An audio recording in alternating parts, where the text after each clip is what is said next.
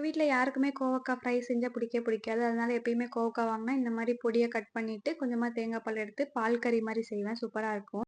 செய்றதுக்கு ஒரு பேன்ல ஒரு 2 டேபிள் ஸ்பூன் அளவுக்கு நெய் சேர்த்துக்கலாம். நெய் நல்லா உருகுனதும் கொஞ்சமா கருவேப்பில சேர்த்துக்கோங்க இது கூடவே. இப்ப நம்ம பொடியா கட் பண்ணி வச்சிருக்க கோவக்காவ சேர்த்துக்கலாம். ஒரு கொஞ்சம் மெல்லிசா கட் பண்ணா நமக்கு சீக்கிரமா வெந்துடும். நெய்யிலேயே ஒரு 5 நிமிஷம் லோ ஃப்ளேம்லயே நல்லா வதக்கிக்கலாம். ஒரு 3/4 பதம் நமக்கு இதிலேயே வெந்துடும் சூப்பரா. இது கூடவே 1/4 டீஸ்பூன் அளவு மஞ்சள், 1/2 டேபிள் ஸ்பூன் அளவு மிளகாத்தூள், கொஞ்சமா உப்பு சேர்த்து அதையும் நல்லா கலந்து விட்டுக்கலாம். இந்த மசாலா வாசம் போற அளவுக்கு நல்லா வதக்கிக்கலாம்.